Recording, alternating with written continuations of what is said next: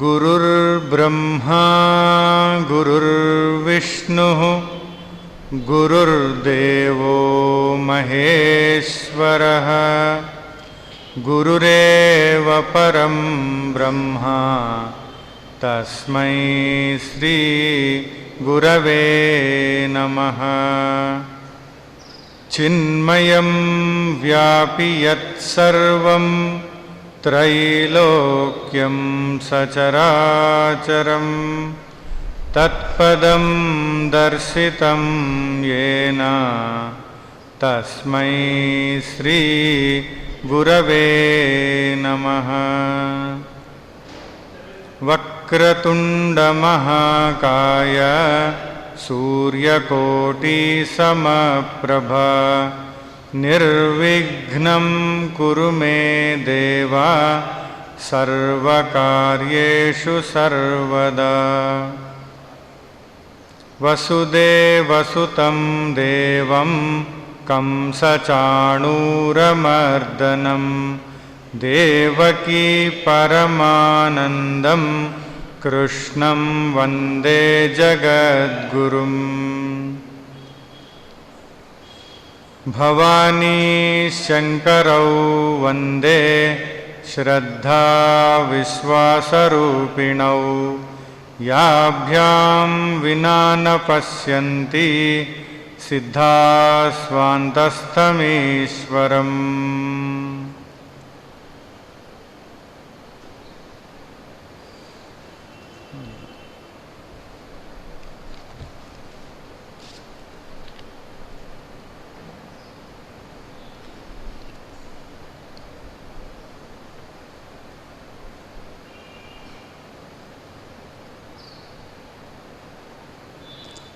गान्धीविधानं गान्धीविधानं शान्तिशुभकरं शान्तिशुभकरं सर्वमानव सर्वमानव समानत्वं समानत्वं सर्वविधमत सर्वविधमत सामरस्यं सामरस्यं सर्वकुलजन सर्वकुलजन सौभ्रातृत्वं सौभ्रातृत्वं गान्धीविधानं गान्धीविधानं शान्तिशुभकरं शान्तिशुभकरं सर्वमानव सर्वमानव समानत्वं समानत्वं स्नेहतत्वं स्नेहतत्वं सहचर्यत्वं सहचर्यत्वं अद्वयामृत अद्वयामृत भावुकत्वं भावुकत्वं दैवभक्ति दैवभक्ति श्रद्धाविश्वासं श्रद्धाविश्वासं गान्धीविधानं शान्तिशुभकरं सर्वमानव सर्वमानव समानत्वं समानत्वं सर्वविधमत सामरस्यं सर्वकुलजन सौभ्रातृत्वम् आत्मदृष्टि आत्मदृष्टि मंगलवीक्षणं मंगलवीक्षणं दैवभक्ति दैवभक्ति श्रद्धाविश्वासं श्रद्धाविश्वासं आत्मदृष्टि आत्मदृष्टि मंगलवीक्षणं मंगलवीक्षणं गान्धीतत्त्वं गान्धीतत्त्वं विजयजयकरं विजयजयकरं गान्धीतत्त्वं गान्धीतत्त्वं विजयजयकरं विजयजयकरं सर्वमानव समानत्वं सर्वविधमत सामरस्यं सर्वकुलजन सौभ्रातृत्वं गान्धीविधानं शान्तिशुभकरं शान्तिशुभकरं शान्तिशुभकरम्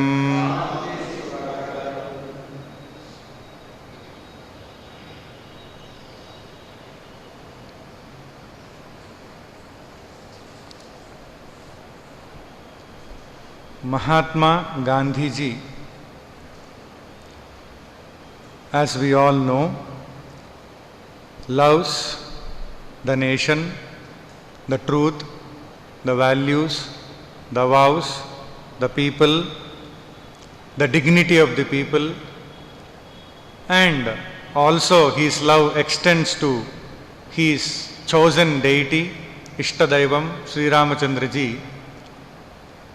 He is constantly in the service of the people, of the mankind, of the humanity. But at the same time, the level of his spiritual viewing, looking at the creation, the universe, is uniquely Advaitic. In his own words, Mahatma Gandhi ji says, I believe in Advaita, not for any discussion of scholars, not for a scholastic discussion, and not to prove, and not for arguing, and not for logical debate, but only for service, so that optimum service can manifest out of an individual when the oneness is recognized between the one who decides to serve and the other who is receptive to this service. Mahatma Gandhi ji says, I believe in Advaita, I believe in the essential unity of man. That is why he believes in Advaita. Essential unity of man. And for that matter, essential unity of all that lives. how do we get into that unity with all that lives? There are so many disparities, so many distinctions, so many differences. Starting from the physical structure onwards to the mind and the contents of the mind, the behavior, the expressions, the intellectual capabilities, so many things. There are differences and differences and differences. And one difference, if it is highlighted, that is enough to create barriers, to create disparities, to create division. Mahatma Gandhiji was always for unity. Unity not only connected with one nation, unity of humanity. Not only of humanity, unity of all that lives, everything that lives. He wants to be one with all that lives. That is why he believes in the Advaita. Only because of that belief, which points out at the essential unity of all that lives. And then Mahatma Gandhiji says, therefore, I believe that if one man gains spirituality, the whole world gains. And if one man falls to that extent, the world falls. We may think Mahatma Gandhiji said something in a spiritual mood. But in this century, there was another great master who did lot of research on this. If one enlightened being happens in a particular period of time, all other beings, especially human beings who are living in that period of time, whether they are connected or not, whether they know about this enlightened being or not, whether they are in the vicinity or not, just because on this earth there is an enlightened being who has reached that level of highest evolution of consciousness, he studied a great research and then he declared that if one enlightened being is there in a particular period of time, all the human beings who live, their consciousness level rises. Not a fiction, not an imagination. He has published his own theory, research. One enlightened being, the whole consciousness level of all human beings will rise.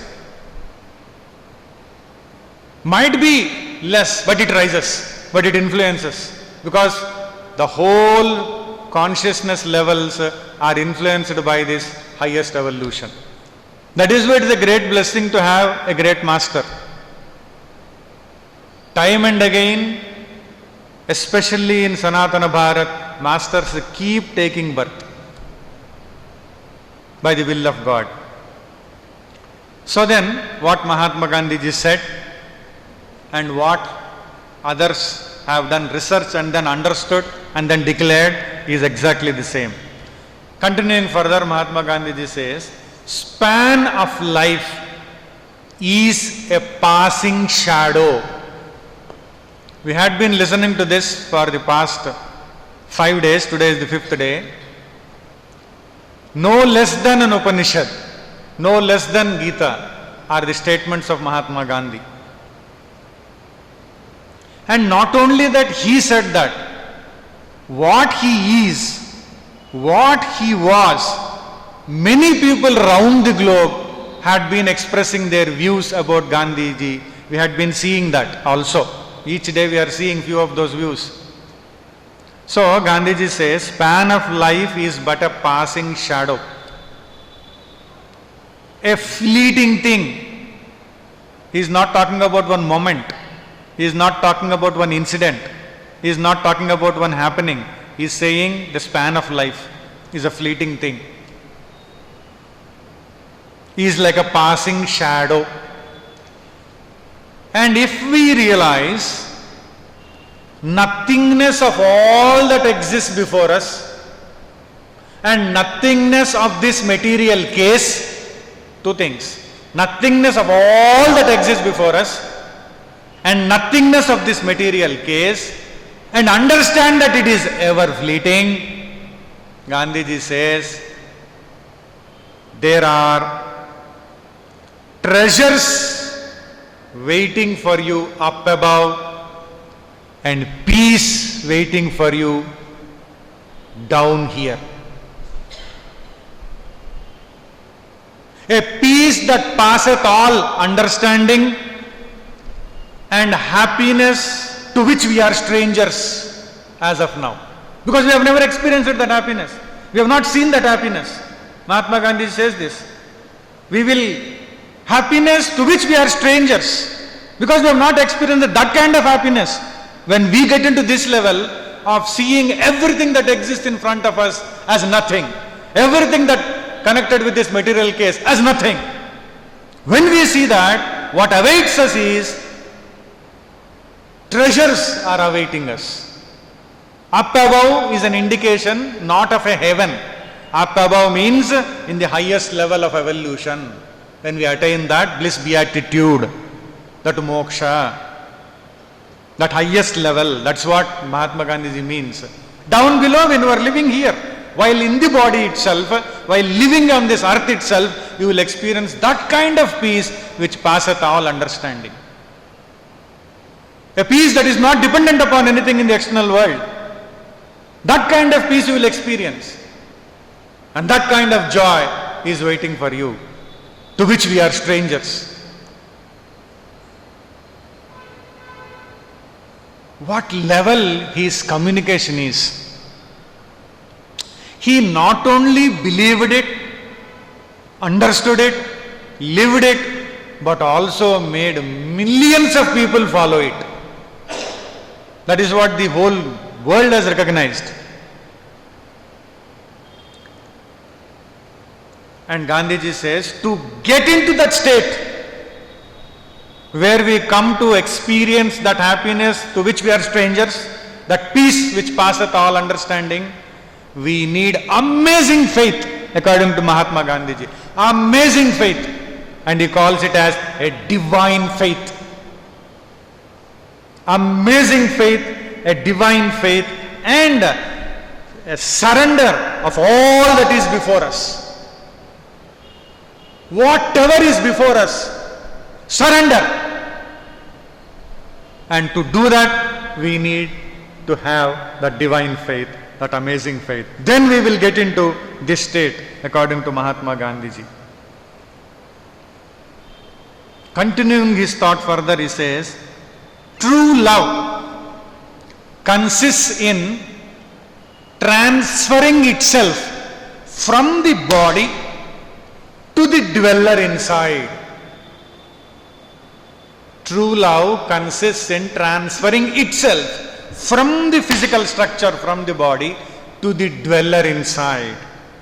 And from the dweller inside us, to that dweller in all the living beings, which is one and the same. The starting statement, I believe in Advaita, and this statement, is there any difference? But the way in which Mahatma Gandhiji puts this is totally different. From the body on to the dweller. From the dweller to that dweller in all the beings. So that kind of oneness Mahatma Gandhiji was perceiving, experiencing. He was living in that. That is why for him all are equal. All religions are same to him. That is why his prayer sessions have prayers from all religions. All castes are same to him. All creeds are same to him. All countries are same to him. That is why even when he was fighting for freedom with the British, when the king of the England sent the prince, Gandhiji gave a call, boycott all his meetings. Don't attend. Because he was giving a call clearly that we want freedom. And after that, when Gandhiji went to Round Table Conference in the 1930s, the king asks, he was the guest of that king only when he went there for Round Table Conference. The king asks at that time, you are against my son? So you gave a call to boycott? he said, I am not against your son. I love him, but I am against the crown. The rule, we are against that rule because we want freedom. Not against the person, not against the individual. Very clear Mahatma Gandhi ji is, not individuals. He is not against any individual. That is the reason why when British were fighting the world war, Gandhi ji was serving while he was in London. He organized groups to serve them.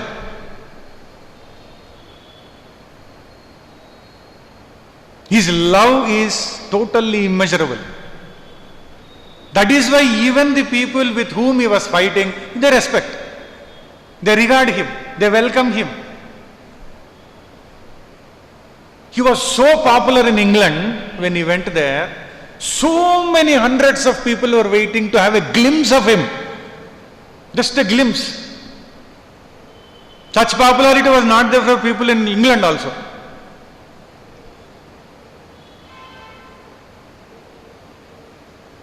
Only by living the values and holding on to principles, he manifested that nobility and morality, and because of that the whole world respected him.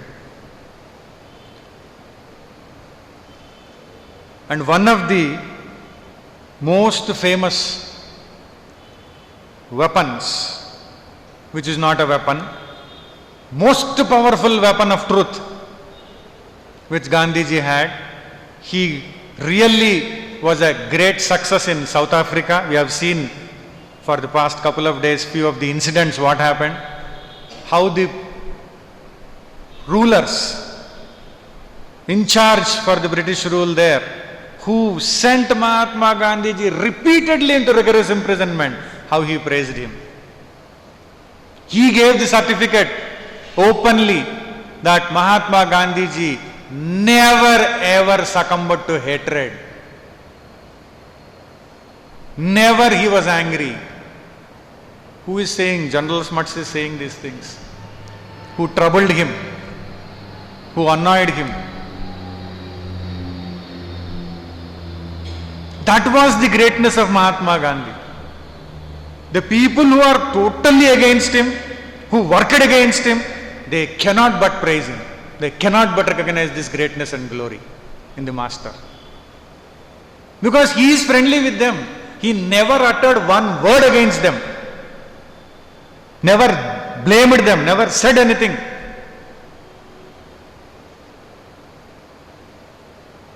Very rare to find such a personality. So then, that is called as Satya Agraha. Satyagraha. Meaning, the firmness in the cause of the truth. There is aim, and there are techniques, and there are qualities that are required to be a Satyagrahi. So Mahatma Gandhiji says the aim is to oppose any wrong in the society without opposing the individual in a non-violent manner. To oppose any wrong in the society without opposing the individual. How? In a non-violent manner. Satyagraha. That's what he did. Through that only he enhanced the levels of dignity of Indians in South Africa. He made the government accept that the Indians will participate in the decisions when the government takes about the Indians. He brought them to such a level, all because of Satyagraha, Ahimsa. So the techniques are making petitions, going to court, holding the talks with responsible people, trying to work out for out of the court settlement, and if all this doesn't work, then community Satyagraha or individual Satyagraha, along with civil disobedience, meaning disobeying the law which is unjust and the laws which are unjust. Disobey the laws. And going on non-violent protests, procession, going to jail and fasting without opposing anyone. All these are techniques of satyagraha.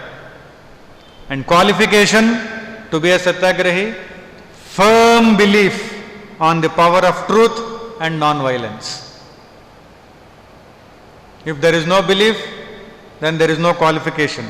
And determination to face the hardships and in the process ready to sacrifice even the life itself for the cause of satyagraha.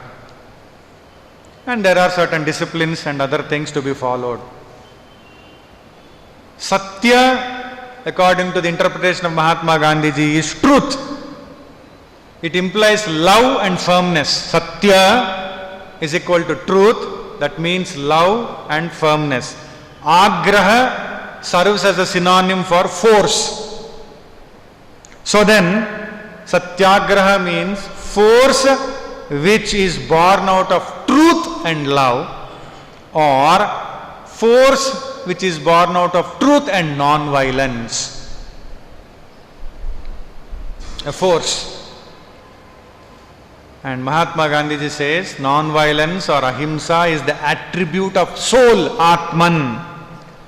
And therefore it is to be practiced by everyone and in all affairs of life. In all affairs of our life, all of us have to practice ahimsa. Gandhiji feels that non-violence is most superior to violence. Forgiveness is more powerful than punishment. So, in the spirit of non-violence, added unto that forgiveness is very important. And in other words, non-violence in its dynamic condition means conscious suffering. Be ready to accept the suffering, undergo the suffering, because you are holding on to your ideal and you are protesting non-violently, and the government will not keep quiet and they will try to harass and then trouble and then do whatever they want to, but go through that consciously. It is not mere meek submission to the will of the evildoer, but it means pitting one's whole Atma against the will of that tyrant, working under the law of our being. And Mahatma Gandhiji says, it is possible for a single individual to defy the whole empire. That's what happened. None other than Winston Churchill only said, no arms, no ammunition, no guns, no bullets. You surrendered the kingdom, the whole empire to Gandhi. You gave away India to Gandhi, to Clement Attlee. One man was enough to shake the whole British Empire, Romain Rolland. You have already seen that. So then, Mahatma Gandhi says it is possible for a single individual to defy the whole might of an unjust empire. One person was truly enough to save his honor, his soul, and lay a firm foundation for that empire's fall. He was very clear. And Gandhiji says, non-violence is infinitely more wonderful and subtler than electricity.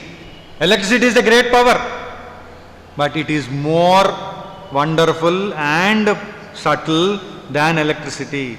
Greater force than all arms invented by the man, according to Mahatma Gandhi. It's a greater force than all arms, all bombs, whatever they are, invented by human being. And he says, one person is enough. If one person sincerely following the truth and non-violence, Satyam and Ahimsa, protests, that is enough. Because Gandhiji says, strength of numbers is the delight of the timid. Strength of numbers is the delight of the timid. The valiant in spirit glory in fighting alone. Those who are valiant in spirit, they glory in fighting alone. And further, Mahatma Gandhiji says, non-violence succeeds when we have absolute faith in Bhagavan. Otherwise it will not.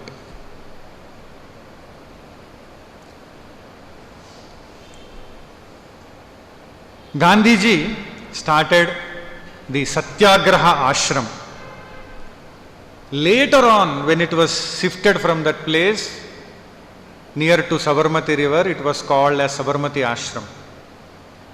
But actually it is this place from where the famous Dandi March, or called as, in other words called as Salt Satyagraha of 1930, has commenced. When Mahatma Gandhiji started Satyagraha Ashram,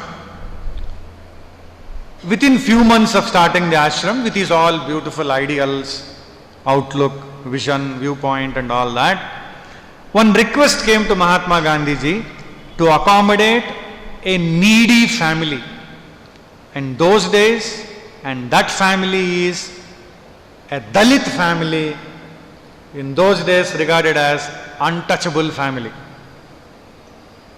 A request came to Mahatma Gandhiji.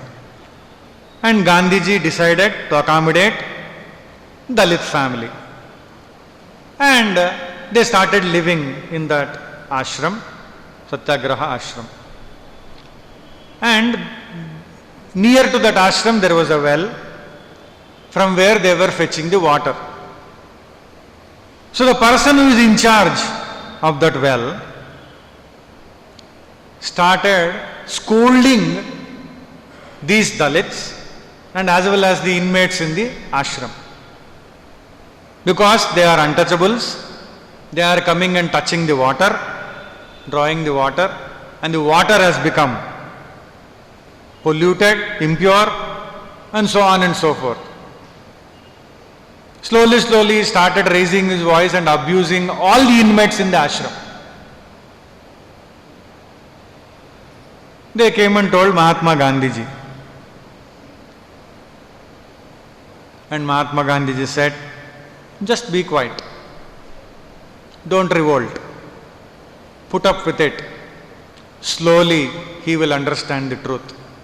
He will recognize the importance of the value of treating everybody as equal. Slowly he will understand.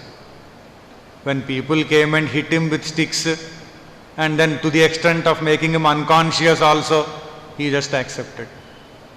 When the people, after he landed there in Durban, that example, the situation, life situation where people started pelting stones, brickbats, kicking, pulling, made him go unconscious, then also he accepted. It is very easy to talk from the platform and to listen by sitting on the chairs. To face the situation with courage, that readiness to face any kind of situation is very difficult. So then Mahatma Gandhiji as usual said, be quiet, don't revolt, put up with it. Slowly he will recognize his fault. And he said, stop resisting. Mentally also, don't resist. Just stop resisting, let it happen. As the days passed by, slowly, that person understood. Then he felt sorry for what has happened. But in the meanwhile, what happened? People who were financing that ashram, meaning funding, donations, they came to know that this untouchable family is living there. They stopped giving donations. Ashram has to run. Donations are required. And day by day is passing by, and resources of money are no more there. Situation has become very serious. And then the manager there came and told Mahatma Gandhiji. Gandhiji said, God is there. God will take care. Because it is Satya Agraha Ashram. He will take care. He had full faith in Bhagavan. And he was firm in his decision that no question of any change, because they are not giving money, they are not giving donations. I am not going to change my view. everybody is equal because all are the sparks of the same divinity, and I see that oneness in all, in everyone. We have surrendered to God, God will take care. And suddenly, one man comes and then hands over a bunch of notes to Mahatma Gandhiji and goes. These incidents have happened in so many Mahatmas' lives. You have seen. They just trust the divinity. Whatever amount was required for that ashram to be managed and to be maintained, all that amount came. All that money came. That is where Mahatma Gandhiji says, money comes seeking a man who wants to do public service. You need not go after money. Those who are involved in public service, money comes seeking those people. And the progress of any public work, public service, will not be held up for the want of money. If it is held up, if anything like that happens, we should conclude that there is some deficiency in us, not in the public work that has been taken up. In us, who are taking care of it, there is some deficiency in us. And Gandhiji says, I have had many experiences in life which illustrate this truth. He was again referring this incident to others. The manager Magan Lal and I were greatly worried when we were in urgent need of funds. And when we left it to God, suddenly a motor car comes and stops and hands over this money and then leaves. And Gandhiji says, the fate of Narsi Mahata also was taken care by God. His hundi also. God only made that happen. And now Gandhiji relates, who saved Draupadi from that situation? It is again God. God will save. God will be there. If we place our trust in God and go on serving selflessly with that selfless spirit, our work will never be held up for the want of money. What an assurance. What an authoritative assurance. And Gandhiji says, a man who throws himself to God ceases to fear human beings, ceases to fear the situations. A man who throws himself to God, meaning what? Leaving total care of himself to God. That is how Mahatma Gandhi decided. God takes care of myself, God takes care of my wife, my children. So he stopped paying insurance policy. He lived life like that. Whatever money I am getting, I will utilize only for service of the society. So, Gandhiji says, we have to surrender completely unto Bhagavan to get out of that fear of human beings, fear of the situations. Don't worry even the least about yourself and leave all the worry to God through surrender. And God will start worrying how to take care of this fellow. You need not worry about it. Mind you, who is saying this? Not a person who is sitting in a cave or sitting in forest. This is the person who was in the midst of people, who was leading millions of people. 350 million people, out of that more than 300 million people were following Gandhiji, according to Britishers only, not according to our calculations. He was always in the midst of the people. Such a person is telling this. The service that is selfless, when we involve in that selfless service, will bring about the greatest happiness. Mahatma Gandhiji feels one gets optimum level of happiness through the service.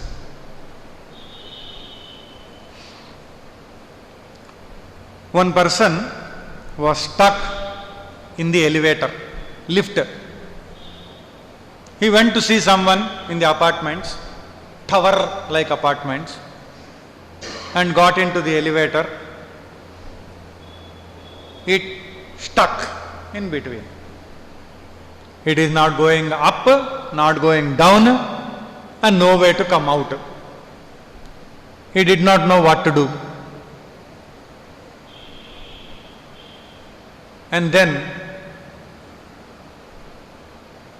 he looked around in that elevator. There was one number written there, and the phone also was there in that elevator. So he called that number and then went on explaining to that person. When that voice at the other end of the phone said, "Hello," he said, "What is this? This has happened and I am stuck in elevator and I can't come out and can't go in and can't do anything. And what is this? Ab upar nahi ja raha hai, niche nahi ja raha hai, bahar kaisa aana hai? Please help me, please do something." And after a long gap of silence, the voice on the other side said, "I am not the person connected with that." And the voice said, "I don't know anything about it." Then he asked, Who are you?" And said, "I am a psychologist. I don't know why my number is there in that. Who pasted it there, I don't know. And you called me. What can I do for you?" And this man says, "You please help me to come out of this situation." He said, "I already told you I am a psychologist." "Yeah, please help me to come out of that situation." And that man says, "Okay, then listen carefully. How do you feel about getting stuck in the elevator?" This man is shocked. "Huh? I am asking you to help. You say, how do you feel about getting stuck in the elevator? You asking me to help, I am helping you." And then he continued, that psychologist continued. "Now, don't feel that you are inside the elevator. Now start feeling that you are already outside the elevator. And when you feel like that, you don't feel bad about it." And this fellow put down the phone, because that is not going to help him. Psychological discussion is not going to help him. Really he wants to get out of it. Mahatma Gandhiji's statements are not for pleasing the mind, not for impressing the minds. They are only for practical living. He lived practically and he showed to people what it is. There was one person who was flying his helicopter over Seattle in US, and that day there was extreme haze. Nothing was visible. And he was flying and suddenly it was all covered with that haze. So he did not know where he was going, and there was some electrical connectivity failure in the helicopter. So that did not give him clarity where it was going. Then slowly he saw one building and he wanted to recognize if somebody is there, and that was all glass windows and all that, so he saw people are there. So he used the chart language. He wrote in the chart and then placed it near the window, and then he wrote, "Where am I now?" Because he wanted to get the help, "Where am I now?" And those people also immediately wrote and then displayed it, "You are in the helicopter." He smiled, and then afterwards he landed safely. After landing safely, then other people who were worried about, that losing the connection, helicopter lost its connection, and then the circuit was not functioning properly and totally extreme haze. "How did you land safely? How could you recognize where to land?" And this man says, "This is what has happened. I showed it like that and they said like that. Then I understood what? That is Microsoft building." The moment they said, I understood that is Microsoft building in Seattle. Once I recognized that, I know. So how did you understand that it is Microsoft building? Because of their reply. Technically correct, practically useless. Technically correct, practically useless answer. Technically correct, I am in helicopter. Practically useless. Then I understood it must be Microsoft. And then I landed safely. So, it all depends upon how we respond in a situation. From not our mind, but also from our heart, along with the intellect. Then we will know how to respond. Gandhiji was a person of not only mind, person of heart and mind and intellect put together. A rare combination. That is why he always responded from the level of the heart. All other foreigners praised him that he understands the most humane conditions and recognizes the human levels. It seems once Indra and Yama, both of them got fascinated with computers. Swarga and Naraka in charges. Both of them got fascinated. Probably they also wanted to make it all wireless, internet. So they got fascinated. And suddenly there arose a thought, who has more skills in computer between both of them? So they wanted to compete and then prove who is greater. So both of them decided 3 hours they will utilize the computer and make all web designs, web pages, charts, this, that, so many things. And after 3 hours they will print all that and then observe and then decide who is great. So they started. Indra started, Yama started. After 2.5 hours, power went off. Power went off, computer became blank. Yama started screaming, gone, all gone, everything gone, everything gone. Indra is not screaming, he is just smiling. After a while he sees Indra is even printing also, power came back again. It went for a while and came back. And Indra is printing by the time, sheets. And Yama is screaming, gone, power gone. This is not right, this is not okay. And then he demands that we should go to Vishnu and find out what is all this. There is something fishy here. And then they go to Vishnu. And then Yama says, whatever I worked for 2.5 hours, the moment power went off, everything vanished. But it didn't happen to Indra. And then Vishnu smiled and says, Yama destroys, Indra saves. Saving, whatever you do, work on computer, Indra saves. You click save, it saves. Yama, destroy, no save.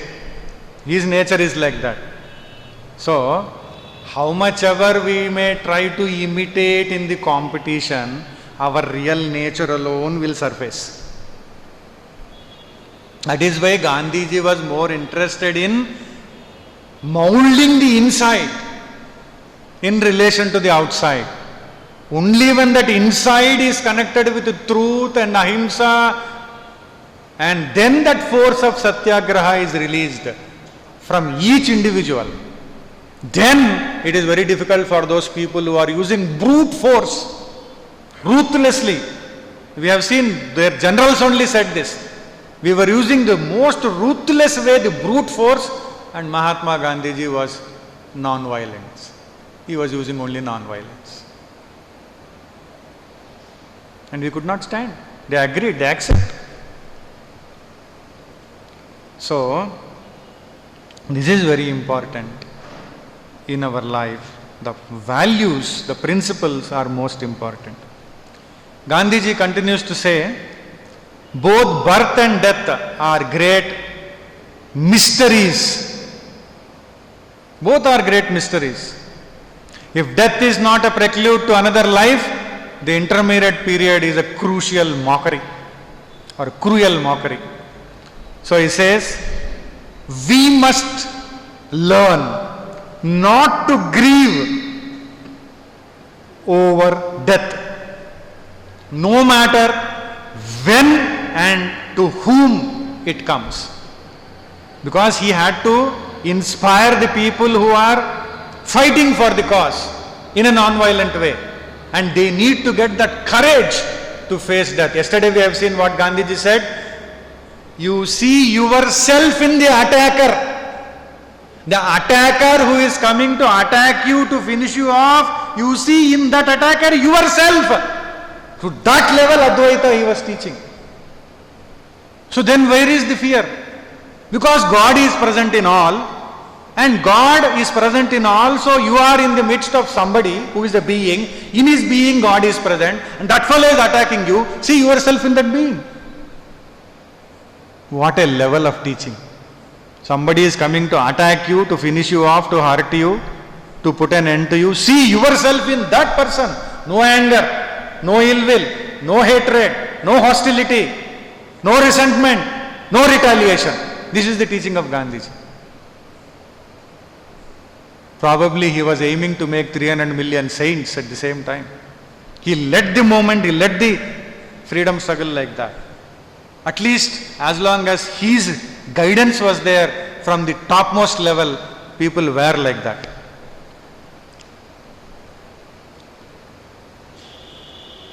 And Gandhiji says, we will be able to do so, meaning we will be able to face death and do not worry about it and don't grieve about it. We will be able to do so when we will remain utterly indifferent to our own death.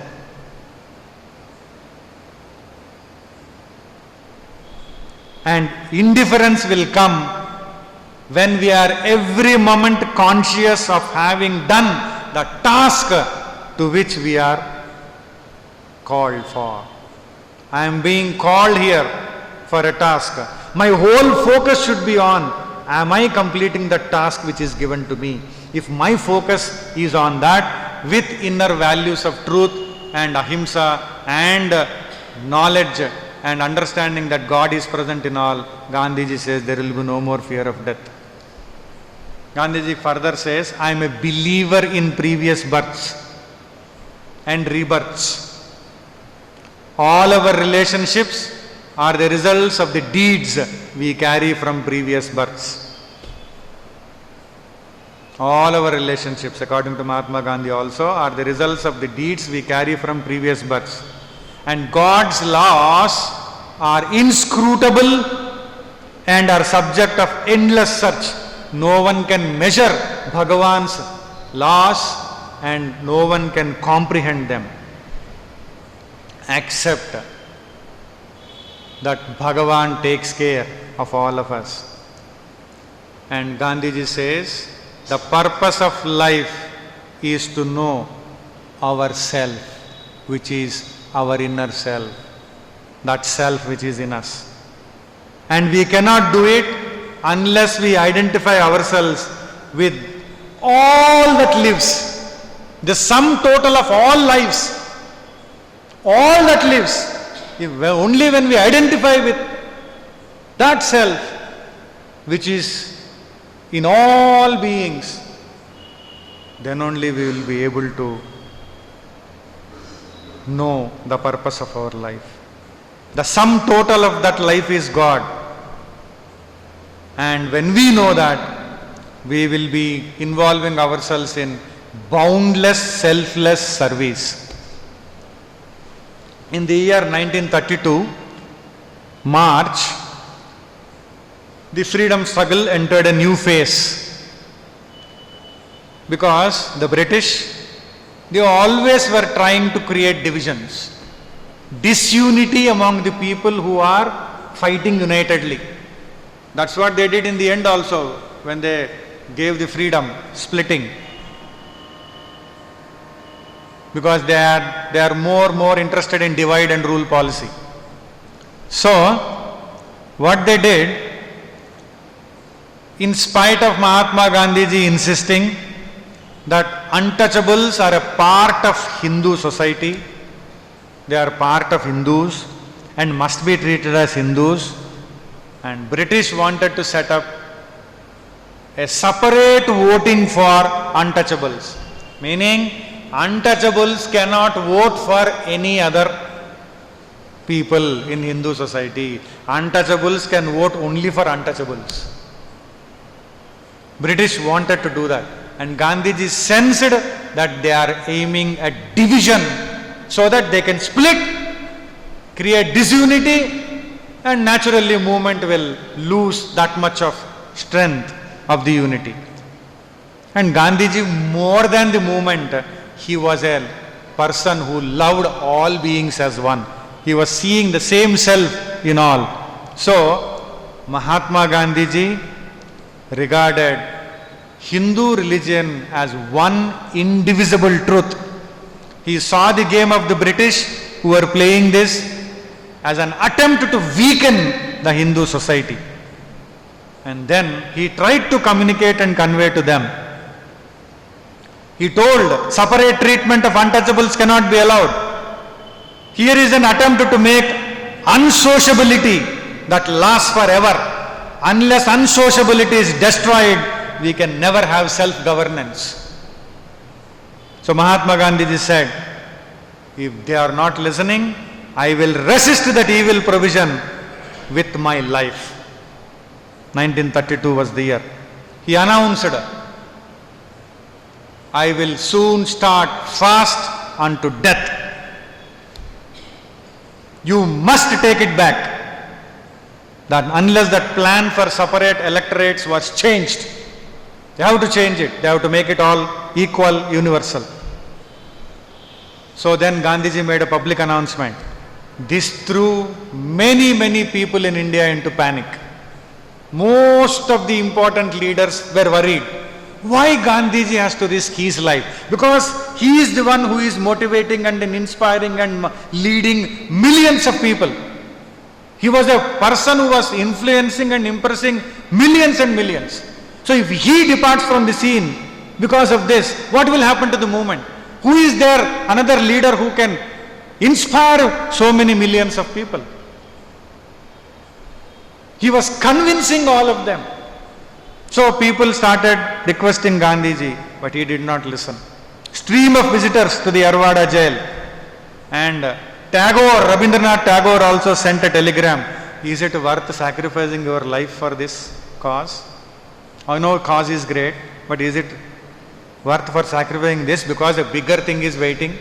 You have to lead all. Ambedkar, B.R. Ambedkar, who was the champion of the causes of untouchables, he also came and met Gandhiji and said, I will also strive my best in doing something to change, make them change the plan. But they were not ready to listen. So Gandhiji started on September 20, 1932, fast unto death. When he says, that's all.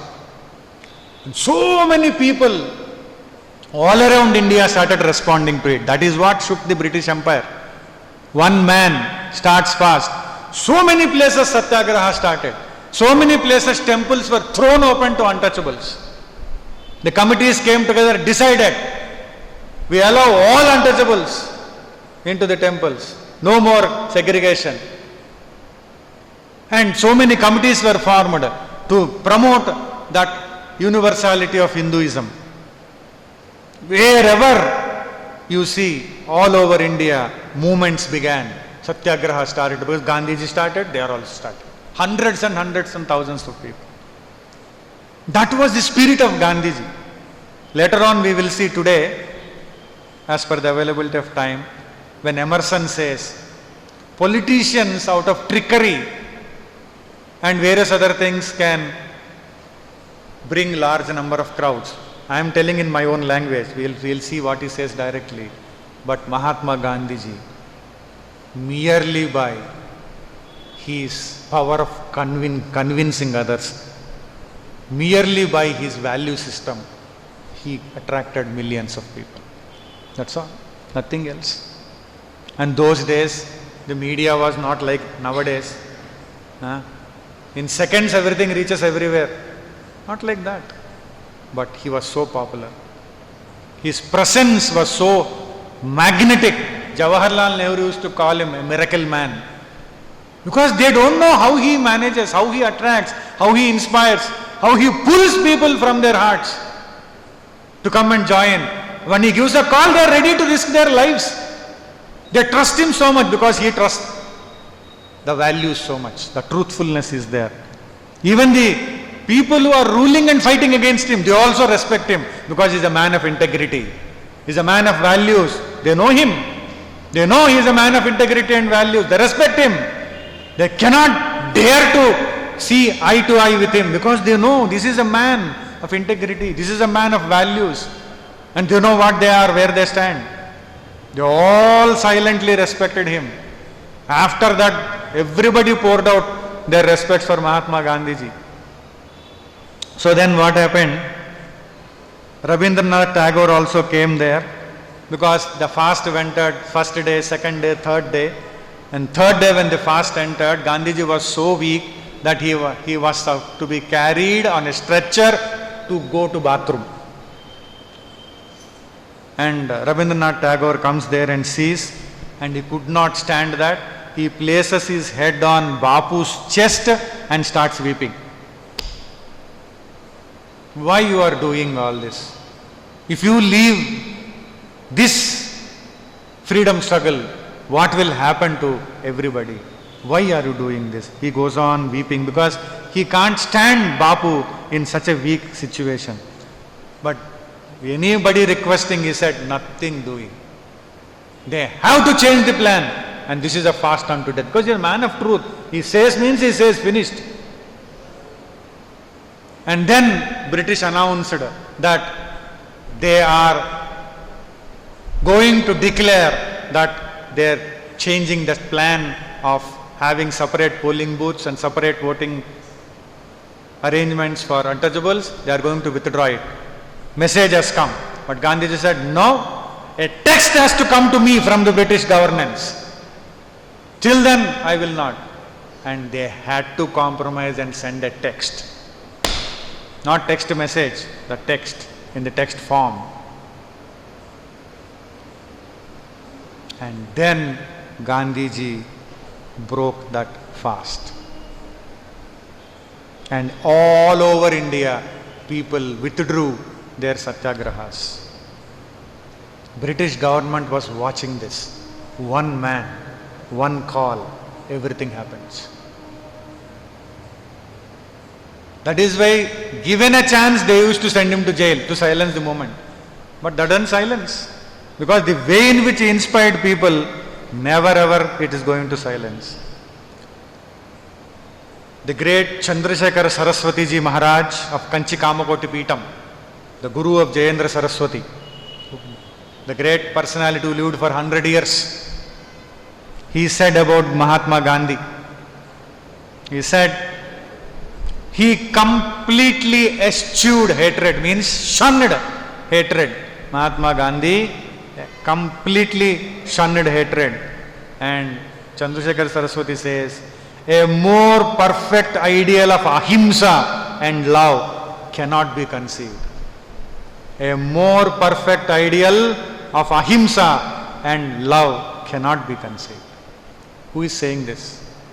Just see. He says, a more perfect ideal of ahimsa and love can never be conceived.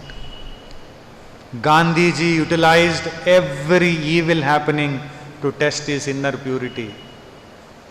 He is the purest. See that. We have seen so many people expressing their views about Gandhi. Now here is Chandrasekhar Saraswati. And now comes one of the most significant statements of Lord Mountbatten. Yesterday also we saw what he said, day before also we saw, and this is the ultimate statement from Lord Mountbatten, who was there when India got freedom. He was the one who handed over the charge. He was the one who said on 15th August 1947, Mahatma Gandhi ji, we miss you, because he was busy in putting down all the fires of rioting and all that in Bengal. He did not attend that function. And then he says, all Indians must remember, it is Mahatma Gandhi who made this possible. And then now the statement is, he says, very, very unique statement. Mahatma Gandhi will go down in history on par with Buddha and Jesus Christ. Who says this? Not an Indian. Lord Mountbatten, representing British Empire, who did his best not to give the freedom, but finally had to. So he says, Mahatma Gandhi will go down in history on par with Buddha, on par with Jesus Christ. Yesterday we saw Will Durant saying, after Buddha, this is the person who got so much of popularity, so much of following in India. Will Durant. And we saw Martin Luther King saying, nobody brought out the love ethic of Jesus into the mass general public in such a large scale. And we saw Romain Rollands making statement that people were seeing that Jesus has returned in the form of Gandhi. Now see this beautiful statement. They are not merely statements which are made. They saw him. Practically they saw Gandhiji. They lived with him. The Mountbatten was there. Many interactions were there between Mountbatten and Mahatma Gandhiji. They knew, they saw what Gandhiji is. Otherwise, why he who belongs to another faith, another country, more so the ruthless, brutal force which was ruling, and he says this. That is what I said. Everybody respected Gandhiji. They recognized what is he. On par with Buddha, on par with Jesus Christ. And now comes Albert Einstein. He said, a leader of his people, unsupported by only the authorities. A politician, Mahatma Gandhi is a politician whose success rests upon, whose success does not rest upon craft or mastery of technical devices, but simply upon the convincing power of his personality. No craftiness, no technical devices. It rests simply upon the convincing power of his personality. Einstein says, Mahatma Gandhiji is a victorious fighter who has the dignity of a simple human being. And thus, at all times, he has risen superior to the brutality of Europe. He confronted the brutality of Europe with the dignity of a simple human being. See his understanding. The whole brutality of Europe, he confronted with the dignity of a simple human being. Meaning the values, the truthfulness, the principles which he stood for. And he continues to say, generations to come, it may be, will scarcely believe that such a one as this ever in flesh and blood walked upon earth. People, they will not believe. That's what after a few generations. And he continues to say, with his belief in that principles which he held on to in his heart and mind, he has led the great nation. Einstein comments India as a great nation to its liberation. He has demonstrated that a powerful human following can be assembled not only through cunning game of the usual political maneuvers and trickeries, cunning game of the usual political maneuvers and trickeries, but through cogent example of morally superior conduct of life. Such a vast following can be made to happen by a morally superior conduct of life. Nothing else. What a great recognition of Gandhiji. Einstein, the great scientist, he was the one who gave us the theory of relativity.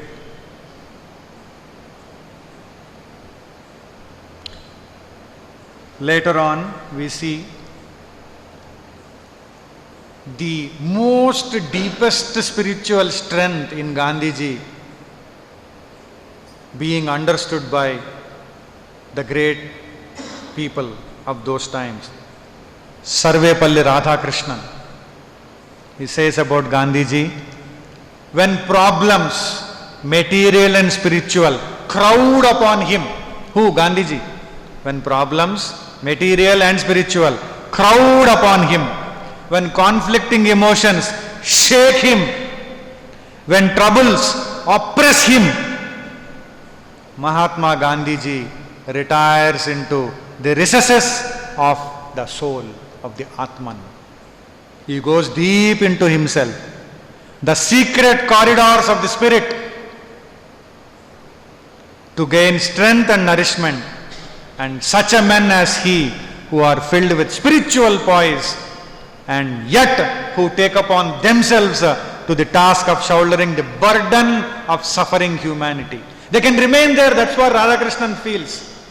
They go deep into their own spirit to come out of all this. When they go there, they can as well remain there because they are there in that spiritual poise. But Mahatma Gandhi is not like that. He goes there and comes back rejuvenated with a renewed spirit, and again he gets himself involved in the suffering of the humanity, the burden of suffering of the humanity. He wants to relieve them out of the suffering.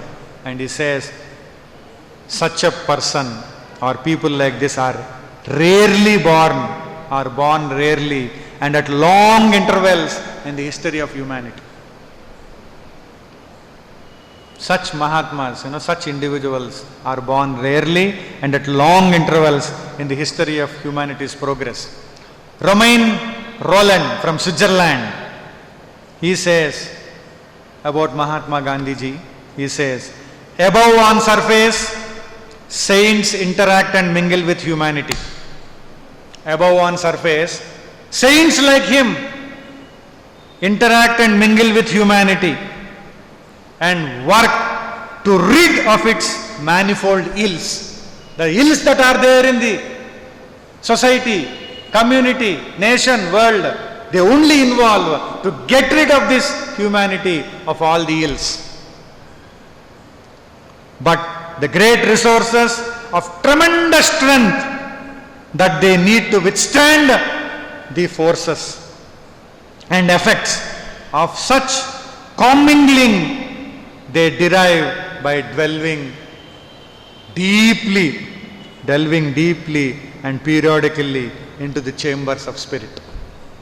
If they have to get rid of the humanity of all the ills that are there, to face such a situation, they need that strength, and that strength they get by delving deeply into their chambers of spirit. And after that, emerge from their frequent diving expeditions, refreshed and rejuvenated. And Mahatma Gandhiji is such a person, according to Romain Rolland. From where he gets all the strength? From his own inner self. That is what a lesson that Gandhiji is teaching us. Problems are there for everybody. Not only for followers, but also for leaders. Not only for people who compromise with truth, but people who uncompromisingly who hold on to the truth. Like Gurudev said, problems are there. As long as we live, problems will be there. If a person goes on to the shore and then stands there and then decides that only when the waves stop, I will enter into the ocean. Waves never stop, he can never enter into the ocean. Like the waves that are there on the shores, there will be problems in life. But only when there are problems, we need to really find out and discover those strengths with which we can face the problems and overcome all the problems. And that strength we can get only by going deep into our own self. We need to go deep into ourselves. And how can we go deep into ourselves? only by having that values and principles. Only when we have that values. Because these values are connected with the belief and faith in God. That is why Mahatma Gandhiji, time and again, he was insisting, he was telling us about that belief in God. Constantly, continuously, he was reminding us we need to believe in God. And it is he believed in the presence of God. And in such a way he believed that he was able to recognize the presence of God in all. We see many a time in the scriptures, even in the Bhagavad Gita, Bhagavan Sri Krishna said about this understanding. In all, the one who sees his presence in all, and such a person he loves. In Upanishads, of time and again, we come across these statements. One in the many, and the many in the one. And the one who has evolved himself to that spiritual level sees himself in all the beings. So the troubles of all the beings are his troubles. That is why the compassion pours out, not like you and I. For us, only when the trouble visits us, we feel the impact of the trouble. Only when the trouble visits the people with whom we are attached to, then we feel the trouble. Not if somebody is getting trouble, you is getting trouble. What has happened to me? But Mahatma Gandhi is not like that. If anybody is in trouble, his compassionate heart melts. He wants to go and involve in that place and bring them out of the problems. There were occasions where in one of the places in Bengal, Britishers were forcing the farmers to grow some dyes, some plants connected with color dyes. And they were all struggling. Mahatma Gandhiji goes there, involves with them, and understands the core problem there that these farmers are not educated properly. So he organizes teams to educate them. He personally interviewed thousands and thousands of farmers, 8,000 farmers, and he noted down every single point, what they said. And the government there, connected with the British at that time, they got shocked to see this. He submitted 8,000 reports. They wanted to stop him, prevent him. He said, you cannot. I will do it till you bring out measures, till you bring about measures to lessen their problems. And finally, they had to accept. Mahatma Gandhi is not a person to make statements from the platforms like our political leaders at the present. They only motivate people, other people to go and die. They never go. Mahatma Gandhiji leads from the front. He goes, he sits, he works, he faces a challenge, and others will come. For him, situation, whether it is secured, insecure, it is immaterial, because he is ready to live his life. On another occasion, he wanted the woman in Champaran to come out and then tell what are their views. They don't come out of their houses. Gandhiji understood why they don't come out of their houses. So then, instead of any male person going or he going, he sent Kasturba Gandhi, because his wife started participating in the movements, whatever he led, right from South Africa onwards. The day when he stopped involving with her and started his brahmacharya, and then she started participating in all the movements he led. So he sent his wife and then another woman to go there. When they go there and called the woman to come out, they said, we are all women, please come out. They didn't come out. So then Kasturba Gandhi suddenly got a thought, and she said, I am thirsty.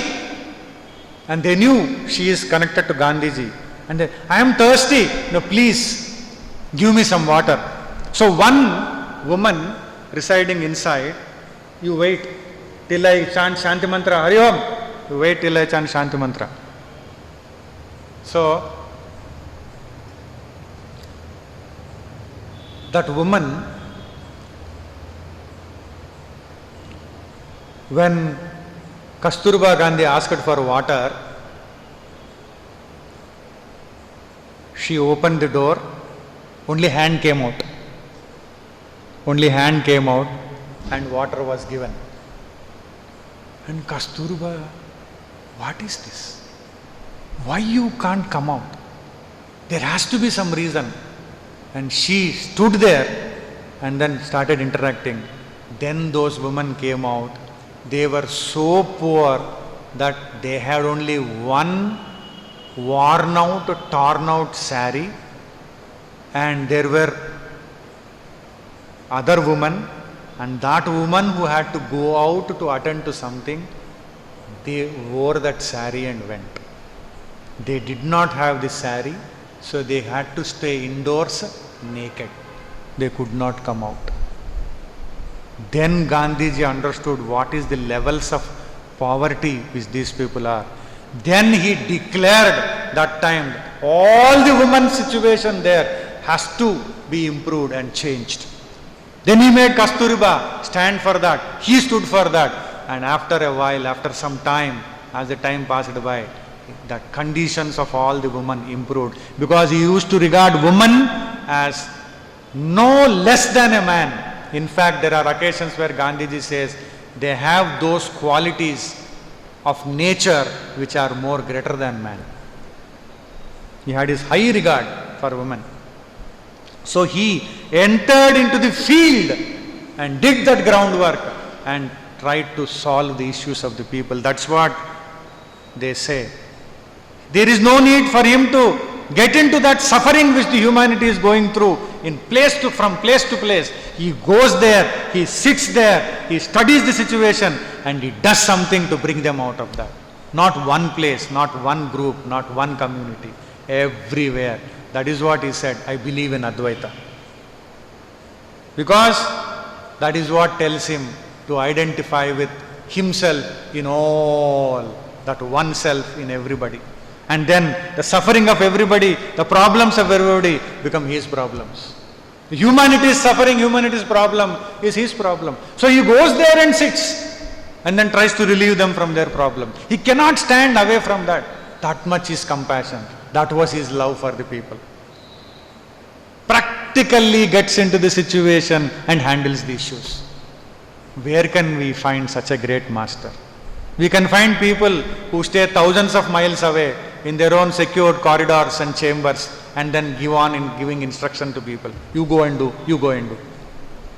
They never go there. And only time they go is when media is there, when press is there. And that also when the other people have done everything, they will just touch the plant and they will take a photograph and print and then relay and telecast. That they did this, they did that. This was the great compassionate being who was going to the people, studying their situations and then talking to them and then trying to relieve them of their problems and ills and troubles. So compassionate, so energetic, so dynamic, continuously in the service of the humanity. So we are fortunate to be born in close times. At least we can understand he is real. There are people to tell us, there are proofs to show to us he is a real person. Not think, did Rama, was Rama real, was Krishna real? That's what Einstein said. After some years people say, was Gandhi real? Gandhi was real. And really he lived this life. And he followed this life divine, but an active life divine. So we are really blessed to know about Gandhi, Mahatma Gandhiji, the rare soul. Even one statement which he has taught, one value which he has lived and taught, if we follow, our whole life will get transformed. Offering our deep respects to Mahatma Gandhiji, we conclude today's talk here. Tomorrow we'll again meet at 6:30. Shri Rama Rama Rameti